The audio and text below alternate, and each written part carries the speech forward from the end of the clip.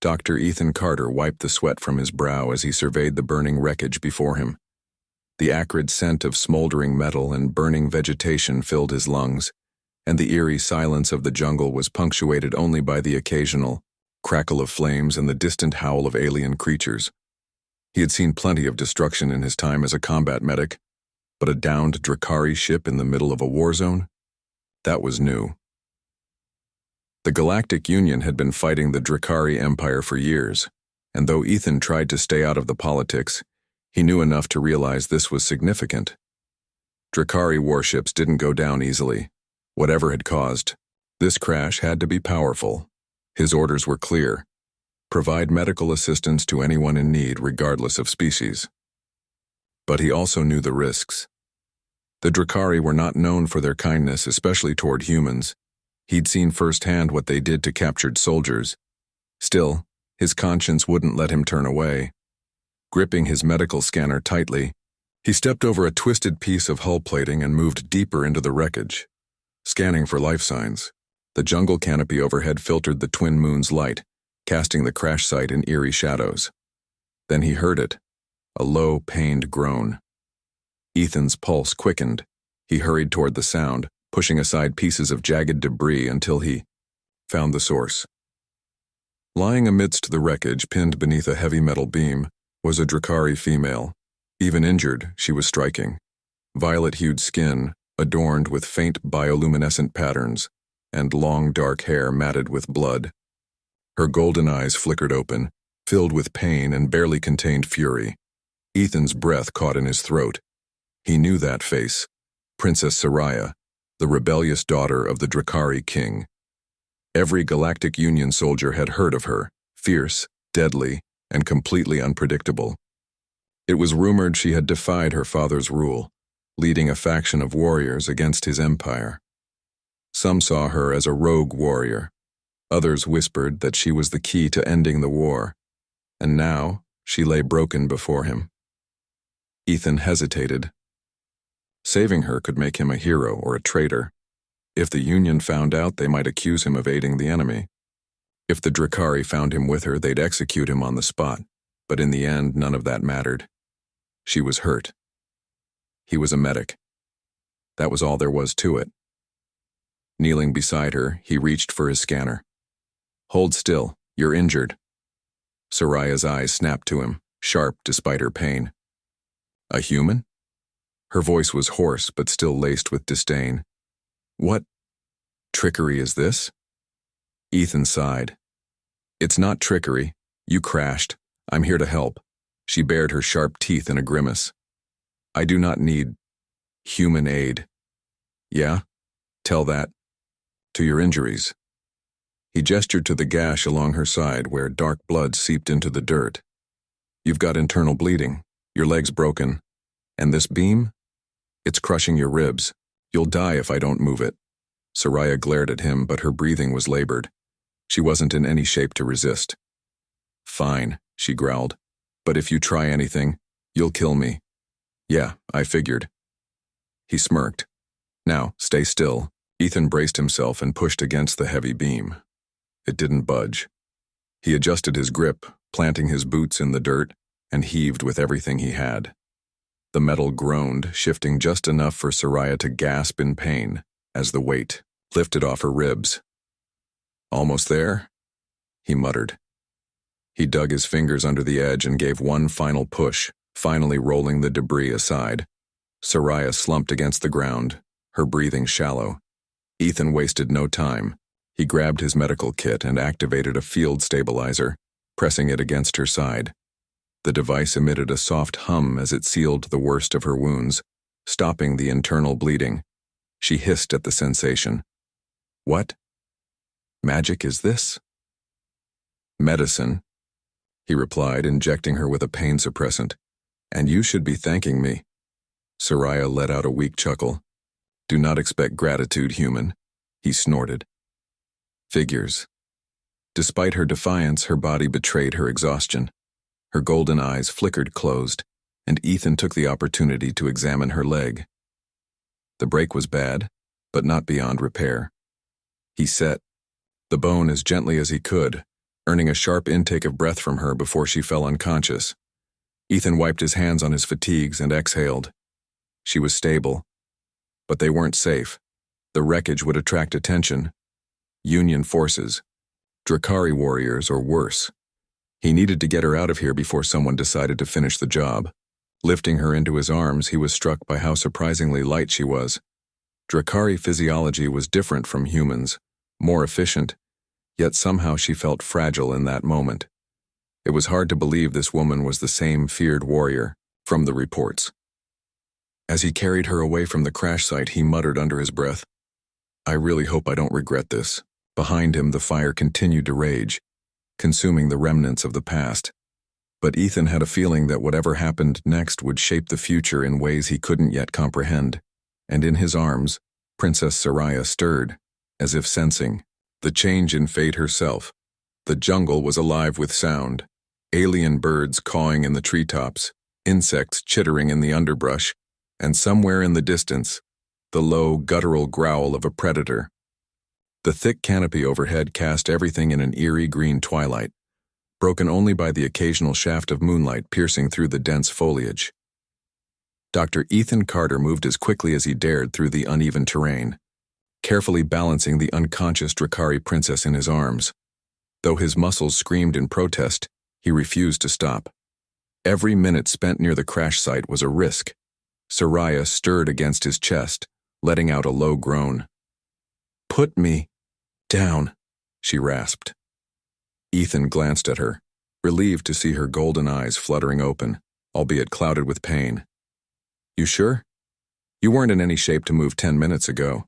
Her fingers curled into the fabric of his uniform as she scowled. "I am not some helpless hatchling. Put me down, human." Ethan sighed and knelt, gently lowering her onto a moss-covered rock. "All right, but don't get any ideas about running off. You're still injured." Soraya grimaced as she tried to shift her weight, wincing when pain flared in her leg.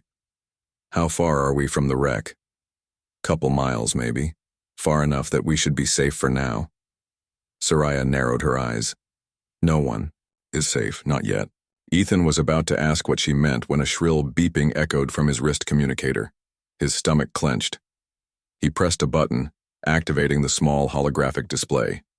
A transmission flashed across the screen, encrypted, but urgent. "Union. Scout teams dispatched to crash site. Presume enemy presence. Shoot on sight." Ethan muttered a curse under his breath. Soraya tilted her head. "What is it?" "Union forces. They're sending search teams. They'll be here soon." Soraya's lips curled into a bitter smile. "Your people seek my death just as much as mine do." Ethan clenched his jaw. He couldn't argue with that. Soraya's father, King Valor, had likely dispatched his own hunters by now. If they were caught by either side, it wouldn't end well. Ethan exhaled sharply. "All right, we need a plan. My outpost is about 6 miles west of here. We can..." "Fool," Soraya interrupted. "The jungle will not protect us. The Union will sweep this area within hours. My father's hunters will already be on our trail." Ethan frowned. "Then what do you suggest?" Soraya's golden eyes darkened. "We split up." "Absolutely not." Ethan shook his head. "You can barely walk. If you go alone, you'll get yourself killed." She smirked, despite the pain. "And if I stay with you, I will get you killed, healer." Ethan crossed his arms. "I've made it this far, haven't I?" Soraya studied him for a long moment. "You do not think like a soldier," she finally said. "No," Ethan admitted. "I don't. I think like someone who saves lives." A flicker of something crossed her face, something like amusement, or perhaps respect. Before she could reply, a sharp rustling in the underbrush made them both go rigid. Ethan reached for his sidearm. Soraya's fingers twitched toward the blade strapped to her thigh. The rustling grew louder. Then, from the shadows, a sleek reptilian creature slinked into view, its scales blending seamlessly with the foliage, its glowing eyes locked onto them. Soraya tensed. "Velthian stalker," she murmured. "It smells blood." Ethan's grip on his pistol tightened. The creature was large, easily the size of a lion, with elongated limbs and razor-sharp claws. Its forked tongue flicked out, tasting the air. Ethan whispered, "We back away slowly," Soraya scoffed. "You would run from a mere beast?" "Yes," Ethan hissed, "because fighting it is a dumb idea." But Soraya was already moving.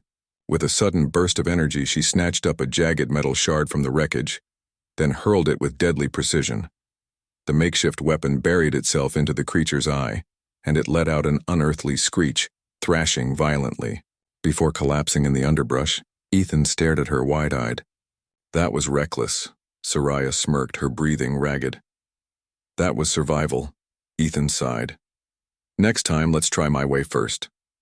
Soraya just rolled her eyes. But there was no time to argue. The screech had echoed through the jungle, and Ethan knew it would attract attention. "We need to move," he said. "Now." Soraya nodded. Though still weak, she pushed herself up, leaning against him for support. Together they pressed on into the dense jungle.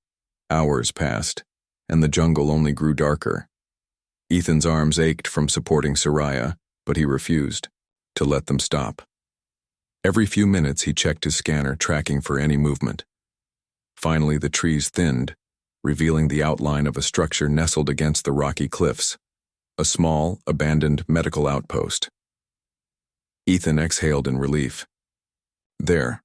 We can rest." Soraya eyed the structure warily. "And then what?"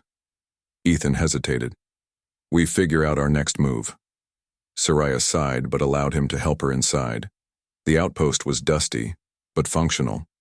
Ethan activated the backup generator, and dim lights flickered to life. He guided Soraya to an old examination table, then grabbed fresh medical supplies. As he worked, she watched him intently. "You risk much, healer," she murmured. "Your own people would not spare you if they knew you aided me." Ethan shrugged. "Maybe. But I don't answer to them," Soraya smirked. "You are a strange human, and you're a stubborn Drakari." She chuckled softly, then winced. "Perhaps." Ethan bandaged her wounds, his touch careful but firm. "You should get some rest." Soraya exhaled. "And what will you do?" Ethan leaned against the wall. "Keep watch. Someone has to make sure we're not found." She studied him for a long moment, then closed her eyes. "Do not let them take me, healer." Ethan's jaw tightened. "I won't." As Soraya drifted into sleep, Ethan turned his gaze to the entrance, gripping his weapon. They weren't safe yet, but he would protect her, no matter what. The outpost was eerily quiet. Dr. Ethan Carter sat by the entrance, his pistol resting on his knee as he kept watch. He had fortified the doors as best as he could, but against Union soldiers or Drakari hunters, flimsy metal barricades wouldn't hold for long. Across the dimly lit room, Princess Soraya lay on the medical table, her breathing steady but shallow. The pain suppressant had taken effect, allowing her to rest, though he doubted it would hold for long. She was a warrior, and warriors never stayed down for long. Ethan rubbed his face.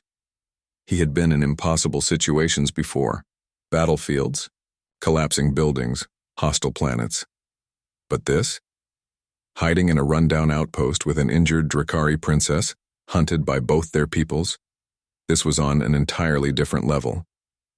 He checked his wrist communicator again. The Union search teams were closing in, and based on the encrypted chatter he had intercepted, they had found the wreckage. They would sweep outward soon. If he stayed here much longer, they would find him.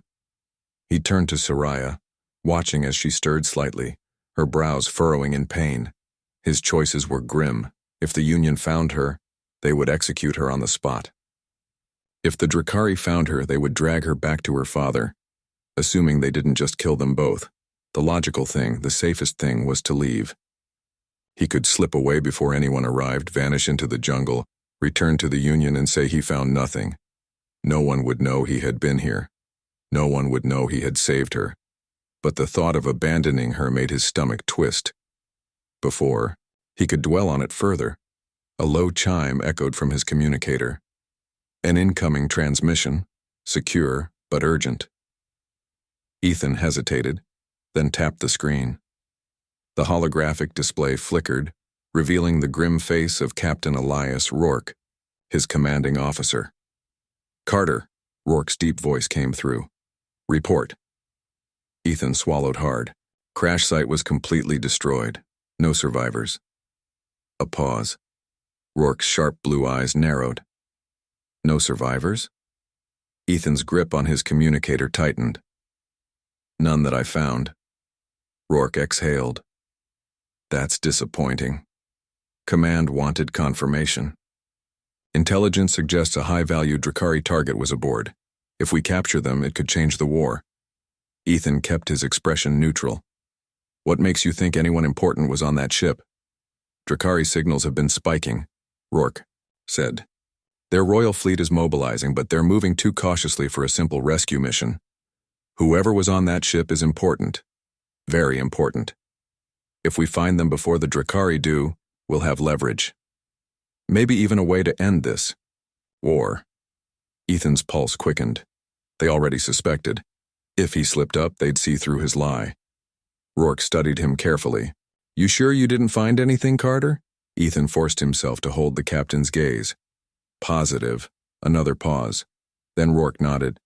"Understood. Keep moving. If you find anything at all, you report it immediately." "Understood, sir." The transmission ended. The moment the hologram flickered out, Ethan let out a slow breath. He had just lied to his commanding officer. For a brief moment, he wondered if he had made a mistake. Then he heard Soraya's voice.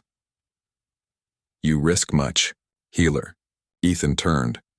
She was awake, watching him with those piercing golden eyes.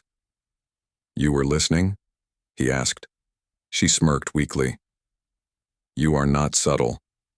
Ethan exhaled, running a hand through his hair. "I just committed treason for you. The least you could do is pretend to be grateful." Soraya chuckled, though it turned into a wince. "Gratitude is not the Drakari way." "Figured." She studied him for a long moment. "Why?" Ethan met her gaze. "Because I don't believe in killing for the sake of war. And I sure as hell don't believe in handing people over to be used as bargaining chips." Soraya tilted her head. "You are different from your soldiers." "I'm a medic," he said simply. "My job isn't to take lives, it's to save them." She considered his words, then nodded slightly. "Perhaps I misjudged you, human." Ethan smirked. "Only took you almost dying to figure that out." Soraya chuckled again, but then her expression turned serious. "The Union is close, and my father's hunters will not be far behind. We cannot stay here." Ethan frowned. "You can barely walk. Then you will help me." She swung her legs over the side of the table, grimacing but determined. "We need to reach my people before your soldiers find us." Ethan hesitated. "Your people might just kill me on sight." Soraya's gaze softened slightly. "Not if I vouch for you." Ethan sighed. "That's a gamble." "It is." She met his eyes. "But I do not forget debts, healer. And I owe you mine." Ethan stared at her for a moment, then nodded. "All right, let's move." He helped her to her feet, steadying her as she tested her weight on her injured leg. She was still weak, but sheer determination kept her upright. Ethan grabbed his medical bag and sidearm, then took one last look around the outpost. Then they slipped out into the jungle, moving quickly and quietly through the dense foliage. The night was still, but Ethan could feel the tension in the air. They weren't just running from death, they were running toward a fate neither of them could predict. And with every step, Ethan knew there was no turning back. The jungle was alive with danger. "Ethan." Carter and Soraya moved swiftly through the dense undergrowth, the damp air thick with the scent of earth and foliage. Every snapped twig, every rustle of leaves sent adrenaline surging through Ethan's veins. He wasn't just running from the Union anymore. He was running toward the Drakari, toward whatever fate awaited him among their people. Soraya leaned on him for support, her wounded leg slowing them down, but she remained fierce, refusing to show weakness. Ethan admired her resilience, though he was still unsure if this was going to get him killed. "Your people," Ethan whispered. "How will they react when they see me?" Soraya smirked, though there was exhaustion in her eyes. If we are lucky, they will hesitate before trying to kill you. Ethan rolled his eyes. Reassuring. She gripped his arm tighter. They will listen to me. My father may see me as a rebellious daughter, but my people still see me as a warrior of the Drakari. That didn't mean they would spare him. But Ethan didn't say that aloud. They pressed on. The jungle began to thin, the canopy opening up to reveal the sky. In the distance, Ethan could make out the faint glow of something unnatural. Blue, and pulsing like the heartbeat of a great beast. Drakari ships. They were close. Soraya suddenly tensed, her claws digging into Ethan's arm. Stop. Ethan froze. He followed her gaze toward the trees ahead, barely making out the figures moving through the shadows. Drakari hunters. They were swift, their movements nearly silent, their armor blending with the foliage. If Soraya hadn't noticed them, they would have been dead before they knew they were being followed. Soraya straightened, her breath slow and steady. Do not reach for your weapon, healer. Let me speak. Before Ethan could respond, the hunters stepped into the moonlight, their spears and energy blades gleaming. There were 5 of them, their leader standing taller than the others, his dark scales etched with battle scars. His golden eyes locked onto Soraya and then flicked toward Ethan with pure hostility. Princess, the leader said, his voice like gravel. Your father searches for you. Soraya lifted her chin. Then take me to him. The leader's gaze darkened. And the human? Ethan felt the tension in the air thicken. Soraya did not hesitate. He is under my protection. The hunters exchanged wary glances, their grips tightening on their weapons. The leader took a step closer, looming over Ethan. The king will decide his fate, he said. Ethan exhaled slowly. He had been hoping for a little more reassurance. The leader signaled, and 2 of the hunters stepped forward, placing restraints on Ethan's wrists. They weren't rough, but they weren't gentle either. Ethan looked at Soraya. This is your idea of protection? Soraya smirked. You are still alive, are you not? Ethan sighed. For now. With the jungle behind them, they were led toward the glow of the Drakari ships. The judgment of a king. The Drakari war camp was nothing like Ethan had imagined. Instead of crude tents or primitive structures, towering biometal spires pulsed with energy, humming with an alien heartbeat. Massive ships loomed overhead, their sleek surfaces adorned with the insignia of the royal house. Warriors moved with purpose, their reptilian eyes watching him with suspicion and barely restrained aggression. Ethan was taken to the heart of the camp, where an enormous pavilion stood. Inside, a throne carved from obsidian and bone rested on an elevated platform, and on that throne sat King Valor. He was massive, even for a Drakari. His deep crimson scales gleamed under the torchlight, and his piercing golden eyes burned with intelligence and something far more dangerous, calculating authority. He was a ruler who had seen countless wars, who had crushed rebellions and conquered worlds. Ethan swallowed hard. This was not a man who forgave easily. Soraya stepped forward, ignoring the pain in her leg as she knelt before her father. I have returned. King Valor studied her, his expression unreadable. So you have. His gaze then shifted to Ethan. And you bring a human into my camp. Ethan forced himself to meet the king's gaze. Running now wasn't an option. Soraya spoke with confidence. This human saved my life. Without him, I would be dead. The gathered Drakari warriors murmured in shock. A human saving a Drakari royal? That was unheard of.